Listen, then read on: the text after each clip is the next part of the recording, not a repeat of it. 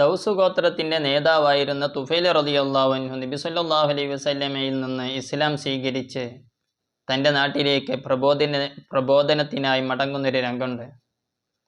നാട്ടിൽ ചെന്ന് ഇസ്ലാമിനെക്കുറിച്ച് നാട്ടുകാരോട് കുടുംബക്കാരോടൊക്കെ പറഞ്ഞെങ്കിലും കുറഞ്ഞ ആളുകൾ മാത്രമാണ് ഇസ്ലാമിലേക്ക് കടന്നു വന്നത്. കൂട്ടത്തിൽ അബ്ദു ഷംസ് എന്ന് പറയുന്ന യുവാവും ഇസ്ലാം സ്വീകരിച്ചിട്ടുണ്ട്. പിന്നീട് തൻ്റെ നാട്ടിലെ വിശേഷങ്ങൾ പറയാൻ, നാട്ടുകാർ ഇസ്ലാമിനെ വേണ്ട രൂപത്തിൽ സ്വീകരിക്കാത്തതിൻ്റെ വേദന പറയാൻ തുഫൈൽ റളിയല്ലാഹു അൻഹു ഈ അബ്ദു ഷംസുമായിട്ട് നബി തങ്ങളുടെ ചാരത്തേക്ക് വരുന്നുണ്ട്. കടന്നു വന്നപ്പോൾ തൻ്റെ കൂട്ടുകാരനോട് നബി സല്ലല്ലാഹു അലൈഹി വസല്ലമയുടെ ചോദ്യം എന്താണ് പേരെന്ന്. അവിടുന്ന് പറഞ്ഞു അബ്ദു ഷംസ് ആണെന്ന്. നബി സല്ലല്ലാഹു അലൈഹി വസല്ലം ആ പേരിനെ നല്ലൊരു പേരിലേക്ക് മാറ്റി കൊടുക്കുന്നുണ്ട്, അബ്ദുറഹ്മാൻ. പിന്നീട് ആ അബ്ദുറഹ്മാൻ എന്ന സ്വഹാബി വര്യൻ അറിയപ്പെടുന്നത് അബൂ ഹുറൈറ എന്ന വലിയ പ്രശസ്തമായ പേരിലാണ്. അബൂ ഹുറൈറ റളിയല്ലാഹു അൻഹുവിൻ്റെ ഇസ്ലാമിക ആശ്ലേഷത്തിന് ശേഷവും തൻ്റെ മാതാവ് ഇസ്ലാമിലേക്ക് കടന്നു വന്നിട്ടില്ല. പലപ്പോഴായിട്ട് ഇസ്ലാമിനെ കുറിച്ച് തൻ്റെ മാതാവിനോട് പറയുന്നുണ്ട് അബൂ ഹുറൈറ റളിയല്ലാഹു അൻഹു.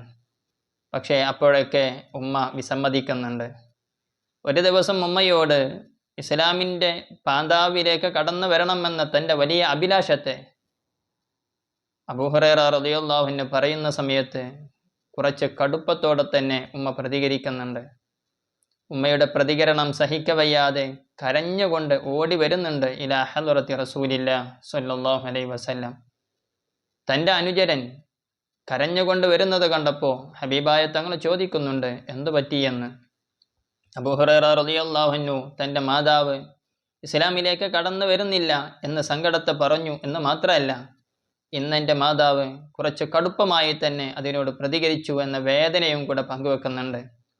നബി സല്ലല്ലാഹു അലൈഹി വസല്ലമ തങ്ങൾ പടച്ച റബ്ബിലേക്ക് കരങ്ങൾ ഉയർത്തിയിട്ട് അബൂ ഹുറൈറ റളിയല്ലാഹു അൻഹുവിൻ്റെ മാതാവിന് വേണ്ടിയിട്ട് ദുആ ചെയ്തു കൊടുക്കുന്നുണ്ട്.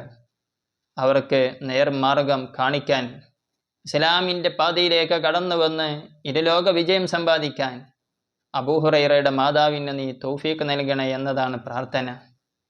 അബൂ ഹുറൈറ റളിയല്ലാഹു അൻഹു നബി സല്ലല്ലാഹു അലൈഹി വസല്ലമ തങ്ങളുടെ പ്രാർത്ഥനയ്ക്ക് ശേഷം വീട്ടിലേക്ക് മടങ്ങിച്ചെല്ലുമ്പോൾ അകത്ത് നിന്ന് വെള്ളം വീഴുന്ന ശബ്ദം കേൾക്കുന്നുണ്ട്. ഉമ്മ പറഞ്ഞു നീ ഇപ്പോൾ അകത്തേക്ക് കയറി വരരുത്.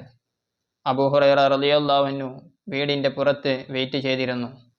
അല്പം കഴിഞ്ഞപ്പോൾ ഉമ്മ കുളിച്ച് വസ്ത്രമൊക്കെ പുതുത് ധരിച്ച് മകൻ അകത്തേക്ക് വിളിച്ചിട്ട് പ്രഖ്യാപിക്കുന്നുണ്ട് അഷ്ഹദു അല്ലാ ഇലാഹ ഇല്ലല്ലാഹ് വ അഷ്ഹദു അന്ന മുഹമ്മദുർ റസൂലുള്ളാഹ്. ആദ്യം കരഞ്ഞതുപോലെ അബൂ ഹുറൈറ റളിയല്ലാഹു അൻഹു വീണ്ടും കരഞ്ഞുകൊണ്ട് ഹബീബായ തങ്ങൾ അരികിലേക്ക് ഓടി വരുന്നുണ്ട്. നബി തങ്ങൾ ചോദിക്കുന്നുണ്ട് എന്ത് പറ്റിയെന്ന്. അവിടുന്ന് പറഞ്ഞു ആദ്യം ഞാൻ കരഞ്ഞത് എൻ്റെ സങ്കടം കൊണ്ടാണെങ്കിൽ ഇപ്പോൾ ഞാൻ കരയുന്നത് എൻ്റെ ഉമ്മ ഇസ്ലാം സ്വീകരിച്ചതിൻ്റെ വിജയപാന്താവിലേക്ക് കടന്നു വന്നതിൻ്റെ സന്തോഷം കൊണ്ടാണ് എന്ന് അവിടെ നിന്ന് മറുപടി പറയുന്നുണ്ട്. ദുആ അത് വലിയൊരു ആയുധമാണ്. പടച്ച റബ്ബിലേക്ക് നമ്മൾ ഉയർത്തുന്ന കരങ്ങൾ, അള്ളാഹുവിലേക്ക് അടുത്ത സ്വാലിഹീങ്ങളെ കൊണ്ട് നമ്മുടെ ആവശ്യങ്ങൾക്ക് വേണ്ടി നമ്മൾ ഉയർത്തിക്കുന്ന കരങ്ങൾ അള്ളാഹുവിൻ്റെ അരികിൽ വലിയ കബൂലിയത്തുള്ളതാണ്. പ്രാർത്ഥന അതൊരു മുഅ്മിനായ മനുഷ്യൻ്റെ ഏറ്റവും വലിയ വജ്രായുധമാണ്. ഏത് പ്രയാസ പ്രതിസന്ധി ഘട്ടങ്ങളിലും പടച്ച റബ്ബിലേക്ക് മനമുരുകിയിട്ട് കരങ്ങൾ ഉയർത്താൻ നമുക്ക് സാധിച്ചാൽ പ്രശ്നത്തിൻ്റെ പരിഹാരങ്ങൾ അള്ളാഹുവിൻ്റെ ഭാഗത്ത് നിന്ന് നമുക്ക് ലഭിക്കാൻ അത് എളുപ്പമാണ്.